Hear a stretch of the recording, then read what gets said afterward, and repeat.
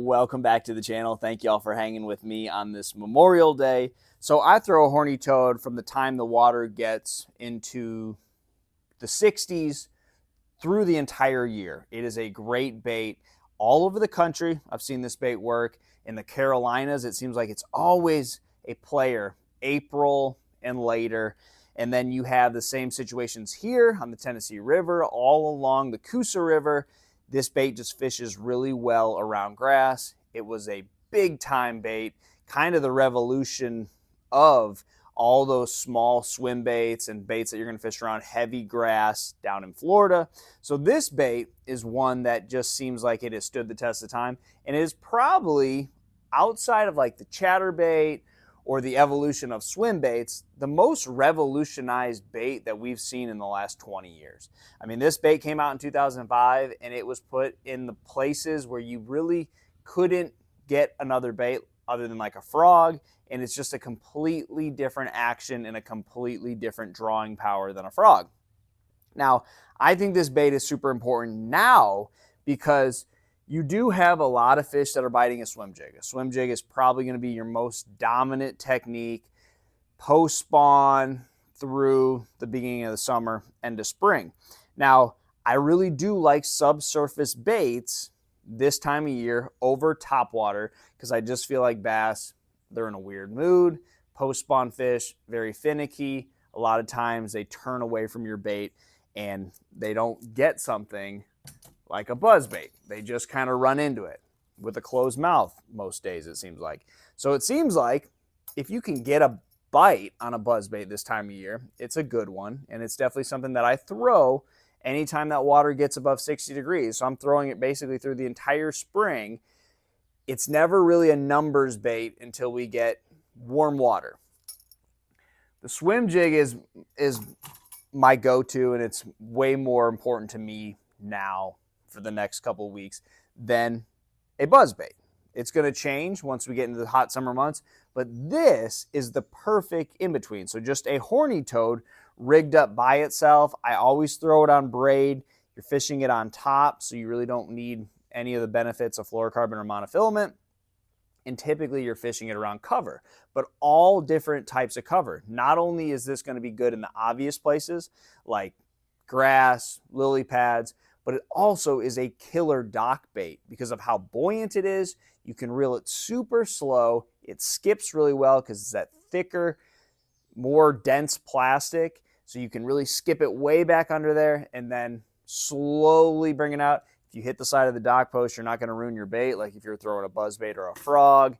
You know, this is just a really good all-around cover bait, and it's going to work year-round. So how I rig it up, 4/0 super line hook, always put braid. If you're using the Gamakatsu 4/0 extra wide gap hook, I always tie a little bit of a braid knot, cut it off, and that's going to keep from your line getting pulled through the eye of the hook. That will happen.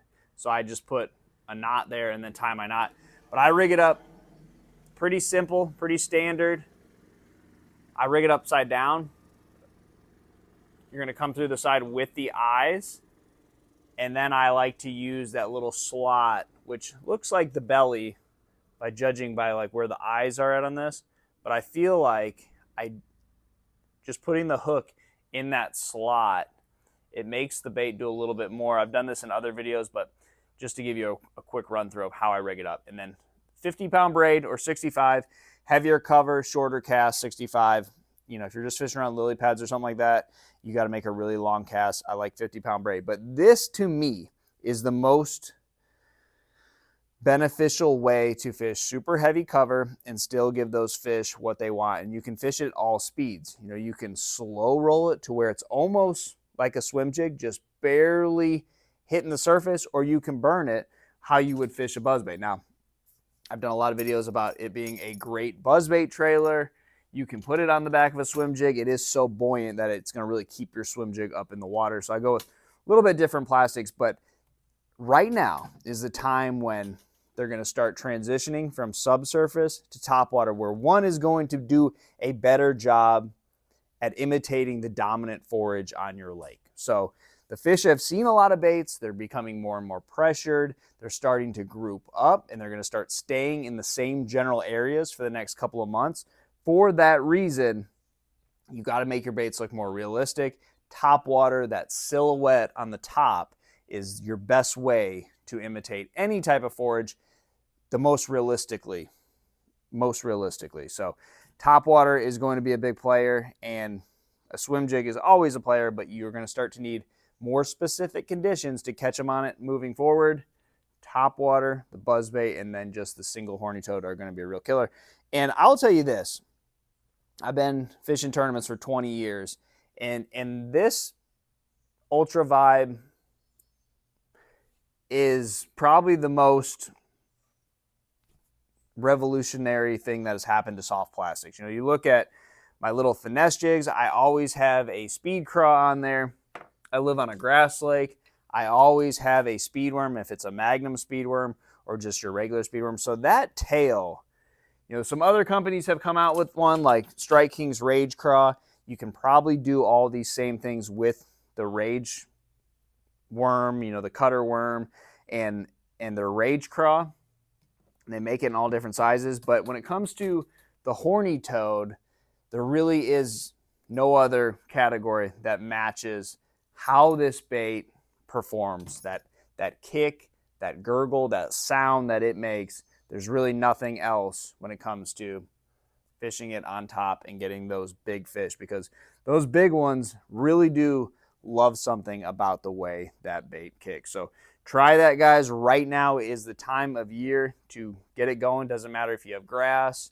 You just have to have some type of cover. It could be overhanging trees, lay downs, but this is a great bait to cover water.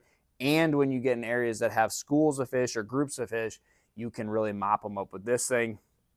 And obviously it catches big ones as well. So one of the most revolutionary baits I've seen in the last 20 years, the Zoom Horny Toad.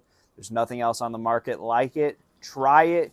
Get you a 4/0 super line extra wide gap hook with some braided line and a heavy action rod and go to work. Try that, guys. Good luck to you, and I'll see you on the water.